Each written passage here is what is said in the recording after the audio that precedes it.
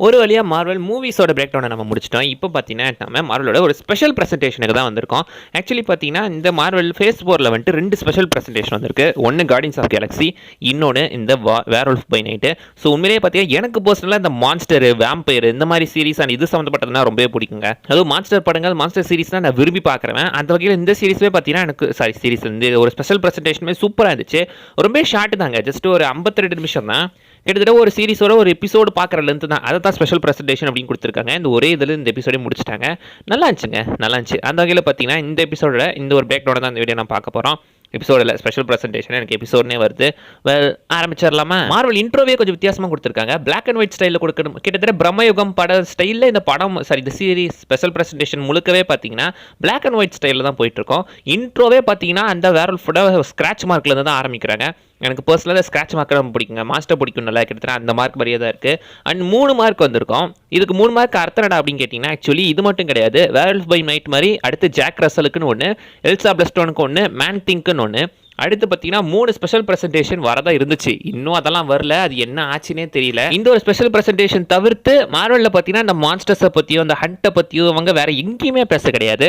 So monster Hunter ஸ்டைலில் இருக்கக்கூடிய ஒரு மார்வல் கதை தான் இது. ஆனால் இதை பற்றி இவங்க இதை தவிர வேறு எங்கேயுமே பேசலை. ஒரே ஒரு இடம்னா இந்த மார்வல் இன்ட்ரோ, அப்புறம் ஆரம்பத்தில் பார்த்தீங்கன்னா இந்த உலகத்தை நிறைய அவெஞ்சர்ஸ் நிறைய ஹீரோஸ்லாம் காக்குறாங்க அப்படின்ற மாதிரி பார்த்தீங்கன்னா ஆரம்பத்தில் அந்த சூப்பர் ஹீரோஸ்லாம் லைட்டாக காட்டியிருப்பாங்க. அவ்வளோதான், நம்ம ஒரிஜினல் சூப்பர் ஹீரோஸாக காட்டியிருக்காங்க. அதை தவிர்த்து வேறு எங்கேயுமே பார்த்தீங்கன்னா பெருசாக மென்ஷன் பண்ணவே இல்லை. அண்ட் இன்ட்ரோலேயே ஏகப்பட்ட மான்ஸ்டர்ஸாக காட்டிக்கிட்டு தான் இருக்காங்க. உதாரணத்துக்கு ஃபஸ்ட்டு வரது பார்த்தீங்கன்னா வேம்பயரோட ஒரிஜினல் ஃபார்மேஷனே இதுதான். அண்ட் அடுத்து பிளட் ஸ்டோனை பற்றி சொல்லியிருப்பாங்க. அந்த பிளட் ஸ்டோனை வச்சு பார்த்தீங்கன்னா சைடில் ஒருத்தர் இந்த பிக் ஃபுட் கூட சண்டை போகிற மாதிரி காட்டியிருப்பாங்க. அண்ட் 2 தலை இருக்கிற சைரன்ன்ற ஒரு மாஸ்டர் மாதிரி காட்டியிருப்பாங்க. சைடில் பாருங்களேன், ஆக்வாமேன் ட்ரைடன்ட் மாதிரி இருக்குல்ல, மேபி இதுவும் ஏதாவது ஆர்டிஃபெக்டாக இருக்கலாம். அண்ட் எட்டியை காட்டியிருப்பாங்க. ஸோ இந்த மாதிரி பார்த்தீங்கன்னா ஏகப்பட்ட மான்ஸ்டர்ஸ் இருந்துகிட்டு இருக்கு. அண்ட் வருஷம் ஒவ்வொருத்தையும் பார்த்தீங்கன்னா ஒவ்வொரு தலைமுறையில் ஒரு கிரேட் ஹண்டர் இருப்பார் போட்டிருக்கு. அவருக்கு அடுத்து யார் பெரிய ஹண்டராக மாற போகிறாங்க அப்படின்றத முடிவு பண்ணி அவங்க கிட்ட இந்த பிளட் ஸ்டோனை கொடுக்கறதுக்காக பார்த்தீங்கன்னா அங்கே சேர்ந்துட்டு இருக்காங்க. பிளட் ஸ்டோன்ன்றது ஒரு வகை ஆர்டிஃபெக்ட் தான். ஸோ இந்த ஆர்டிஃபெக்ட் பார்த்தீங்கன்னா ஒவ்வொரு தலைமுறையிலையும் ஒவ்வொருத்தர் இருக்கும். எத்தனை காலமாக அது யுலிசஸ் பிளட் ஸ்டோன் கிட்ட இருந்திருக்கு. யுலிசஸ் பார்த்தீங்கன்னா ஆக்சுவலி காமிக்கில் வந்துட்டு இந்த பிளட் ஸ்டோன் அக்வயர் பண்ணுறது மூலமாக அவருக்கு சூப்பர் ஸ்ட்ரென்த், ஸ்பீடு, எபிலிட்டிஸ் எல்லாமே கிடைச்சிருக்கும். அண்ட் இம்மோர்டாலிட்டியுமே கிடைச்சிருக்குங்க. பல்லாயிரம் வருஷம் உயிர் வாழ்ந்துட்டு இருப்பார் யுலிசஸ் பிளட் ஸ்டோன். ஆக்சுவலி காமிக்கில் பல்லாயிரம் வருஷம் உயிர் வாழ்ந்து அவருக்கு ஏகப்பட்ட லாங்குவேஜ் தெரியும், ஏகப்பட்ட சண்டை கலை எல்லாமே தெரியும். பட் இந்த இடத்துல பார்த்தீங்கன்னா அவர் செத்துருக்க மாதிரி தான் காட்டியிருந்திருக்காங்க. பஸ்லி இங்கே அந்த மாதிரி வேலை செஞ்சிருக்கிறதுல போட்டிருக்கு. அண்ட் பார்த்தீங்கன்னா அந்த பக்கம் சைடில் வந்துட்டு ஏகப்பட்ட பெயிண்டிங் இருக்கும். அதில் ஒரு பெயிண்டிங் பார்த்தீங்கன்னா வேர்வொல்ஃபை கொல்ற மாதிரி காட்டியிருப்பாங்க. இன்னொரு பெயிண்டிங்கில் நம்ம கோர் தி காட் புச்சர் மாதிரி ஒரு உருவத்தை காட்டியிருக்காங்க. காமிக்கில் ஆக்சுவலி இந்த மாதிரி தாங்க. ஆக்சுவலி இந்த இடத்துல அந்த தலையில் கோடாரி ப்ளக் ஆகிற மாதிரி காட்டல, கோடாரியை எங்கேயோ தூக்கி அடிக்கிற மாதிரி தான் காட்டியிருக்காங்க. காமிக் பாடலுமே அவர் தலையை வெட்டியிருக்க மாட்டார், அந்த கையை தான் வெட்டியிருப்பாரு. ஸோ நமக்கு அது பார்க்குறதுக்கு இந்த பெர்ஸ்பெக்டிவ்ல தலை மாதிரி தெரியுது, பட் அது கை தான். அண்ட் உள்ளே போய் பார்த்தீங்கன்னா நிறைய டிவி ஏஜென்ட்ஸ் மாதிரி இருக்காங்க. என்னடா பொசுக்கு டிவி ஏஜென்ட் மாதிரிலாம் காட்டுறீங்க அப்படி மாதிரி இருந்துச்சு. அவங்க லுக்கும் சரி, அவங்க கையில் வச்சிருக்க அந்த பட்டன்ஸுமே கூட எடுத்துக்கிட்டிங்கன்னா அந்த வெப்பனில் கூட எலக்ட்ரிசிட்டி பவர் தான் வெளியே வரும். எக்ஸாக்ட்லி பார்த்தீங்கன்னா டிவி ஏஜென்ட்ஸ் மாதிரி தான் இருக்காங்க பார்க்குறதுக்கு. ஆனால் டிவி ஏஜென்ட்ஸ்க்கு இதுக்கு சம்மந்தம் இல்லை, பட் அந்த மாதிரி காட்டியிருந்திருக்காங்க. அண்ட் அது பக்கம் தான் பார்த்தீங்கன்னா அந்த பிளட் ஸ்டோனுமே இருக்குது. சுற்றி எல்லாம் பிளாக் அண்ட் ஒயிட்டில் இருக்கும்போது இது ஒன்று மட்டும் சிவப்பு கலரில் இருக்குது. எக்ஸாக்ட்லி வாண்டாவிஷன் சீரிஸோட ரெஃபரன்ஸாக நீங்கள் எடுத்துக்கலாம். சைடில் ஒரு தாடிக்காரர் வந்து பேசிகிட்டு இருக்காரு. அவர் கிட்டத்தட்ட 50 கிலுக்கு மேலே பண்ண வரான். அண்டு நீங்கள் எத்தனை பேர் கூட சண்டை போடுறீங்கன்னு கேட்கும்போது நான் அது கூட அடிக்கடி சண்டை போட்டிருக்கேன் அப்படின்னு சொல்லி வேம்பயரை காட்டிக்கிட்டு இருப்பாரு. ஸோ இந்த இடத்துல பார்த்தீங்கன்னா அந்த யுலிசஸ் பிளட் ஸ்டோன் வந்துட்டு கொன்ன அத்தனை பேரையுமே அந்த அத்தனை மாஸ்டர்ஸுமே பாடம் பண்ணி வச்சுட்டு இருக்காங்க. அந்த இடத்துல தான் அவங்களோட ஒய்ஃப் வெருசா இருக்காங்க. வெளியேந்து பார்த்தீங்கன்னா எல்சா பிளட் ஸ்டோன் வராங்க. எல்சா பிளட் ஸ்டோன் தான் நம்ம யுலிசஸ் பிளட் ஸ்டோனோட பொண்ணு. அண்ட் இவங்க வெருசாவோட பொண்ணு கிடையாது. வெருசா பார்த்தீங்கன்னா யுலிசஸ்க்கு வந்து செகண்ட் ஒய்ஃப் தான். ஸோ கிட்டத்தட்ட ஸ்டெப் மனதர் தான் எல்சா அவங்களுக்கு. ஸோ வெருசாக்கும் பார்த்தீங்கன்னா அவங்களை பெருசாக பிடிக்கல. ஏன்னா ஃபேமிலியை விட்டு எல்சா பிளட் ஸ்டோன் வெளியே போகிற மாதிரி தான் காட்டியிருக்காங்க. இந்த சண்டை போடுற இந்த மாஸ்டர் விஷயங்கள்லாம் பெருசாக அவங்களுக்கு பிடிக்கல போட்டிருக்கு. அண்ட் எல்சாக்குமே இதில் பெருசாக இன்ட்ரெஸ்ட் இல்லைன்ற மாதிரி தான் காட்டியிருந்திருப்பாங்க. பாசிபிளி பார்த்தீங்கன்னா அவங்க அப்பா அவனுக்கு பிடிக்காம இருக்கலாம். இங்கேயுமே டேடி இஷ்யூ பிரச்சனைலாம் வந்துட்டு இருக்கு.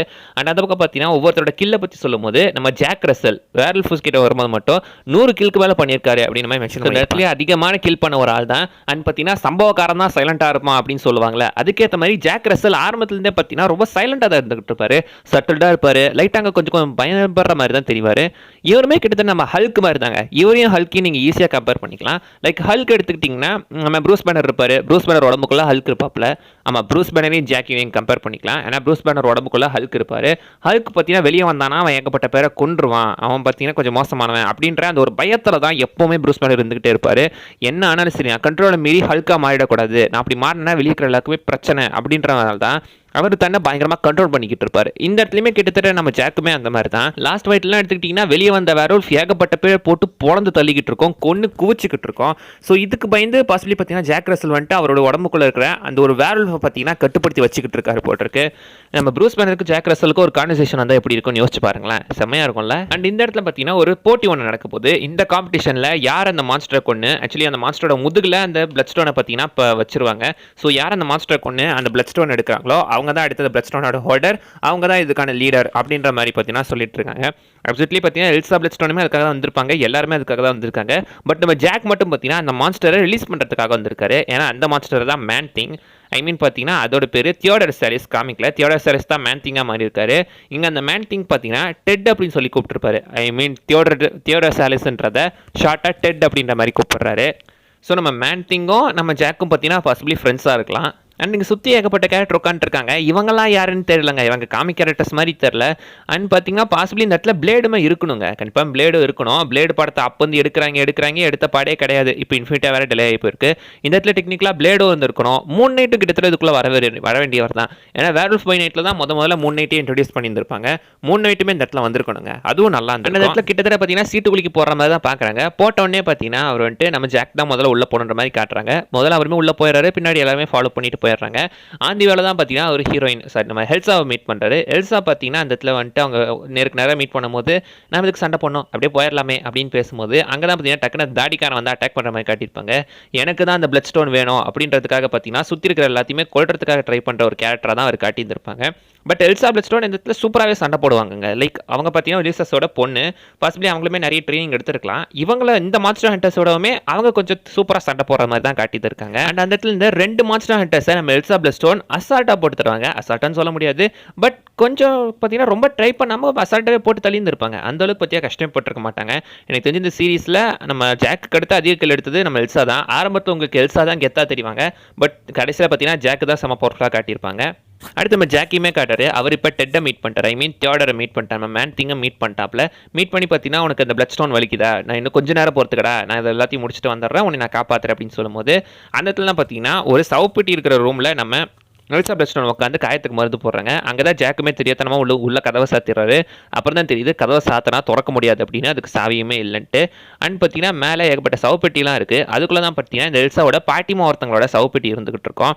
அந்த இடம் ஃபுல்லாக எடுத்துக்கோங்களேன். வருஷம் வந்துட்டு 1861, 1907, 1890s இந்த வருஷத்தை தான் குறிப்பிட்டுருக்காங்க.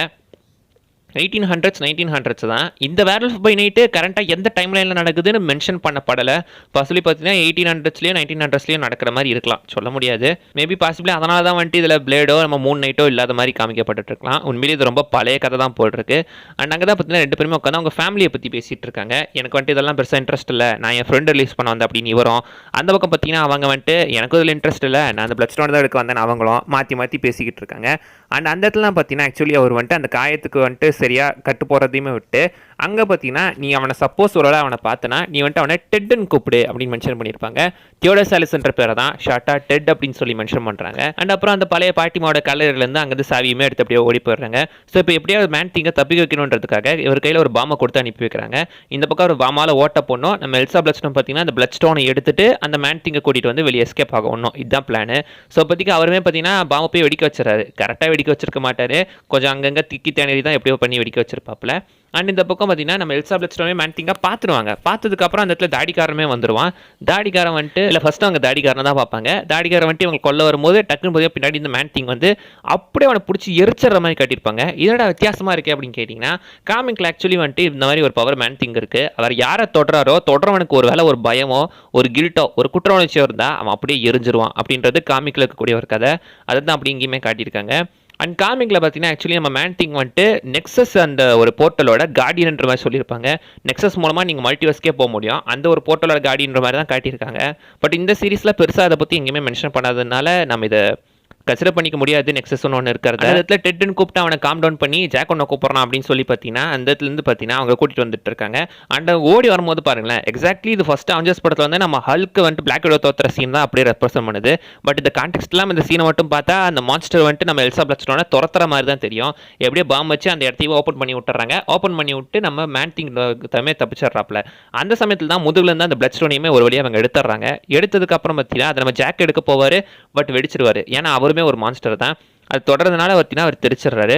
இந்த மான்ஸ்டரையுமே இப்போ தப்பிக்க விட்டதுனால எல்சா பிளட்ஸ்டோன் பார்த்தீங்கன்னா இது எவ்வளோ பெரிய பாவம் தெரியுமா, நீ தப்பு பண்ணிட்டு இருக்க, அதுக்கான தண்டனை அனுபவிக்கணும் அப்படின்னு சொல்லி நம்ம எல்சா பிளட்ஸ்டோனையும் ஜாக்கியும் ஒரே கூண்டில் போட்டு அடைச்சி வச்சிருக்காங்க.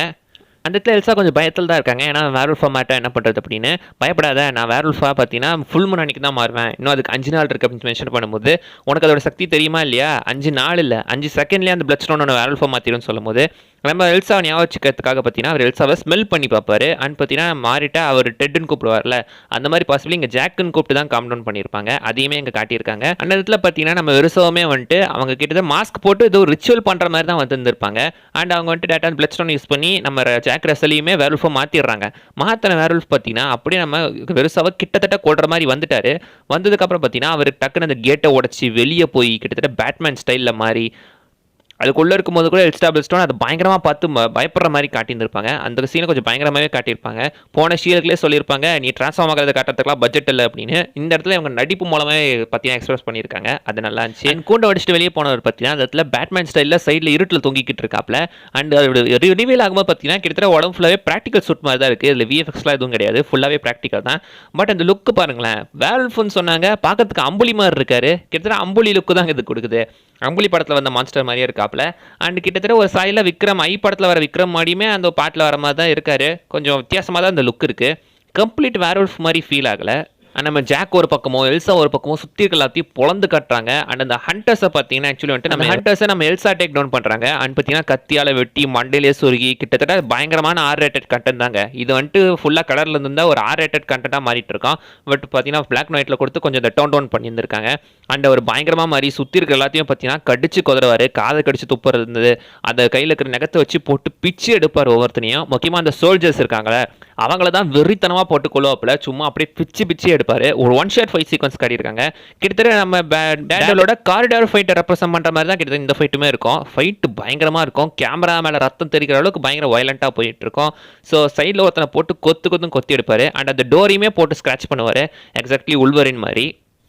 அண்ட் நம்ம வெறுசாவே வந்துட்டு பார்த்தீங்கன்னா அந்த பிளட் ஸ்டோன் யூஸ் பண்ணி நம்ம ஜாக்கு கண்ட்ரோல் பண்ணுவாங்க. பட் அந்த பக்கம் வந்து எல்சா பார்த்தீங்கன்னா நம்ம வெறுசா வந்துட்டு அடிச்சு போகிறது மட்டும் இல்லாமல் பிளட் ஸ்டோனையுமே எடுத்துருவாங்க. நம்ம ஜாக் கிட்ட போகும்போது ஜாக் கிட்டத்தட்ட அட்டாக் பண்ணுற மாதிரி வந்துடுவார் எல்சாவை. பட் ஜாக்குன்னு சொல்லி பேரை காம் டவுன் பண்ணுறது மட்டும் இல்லாமல் ஜாக்குக்கு பாசிபிளாக அந்த இடத்துல ஞாபகம் வந்திருக்கலாம். ஸோ ஞாபகம் வந்து அந்த இடத்த விட்டு வெளியே போயிடுவார். வெறுசாவும் பார்த்தீங்கன்னா நீ எவ்வளோ பெரிய தப்பு பண்ணியிருக்க தெரியுமா அப்படின்னு சொல்லி எல்சாவை கொல்றதுக்காக பக்கத்தில் இருக்கிற துப்பாக்கி எடுப்பாங்க.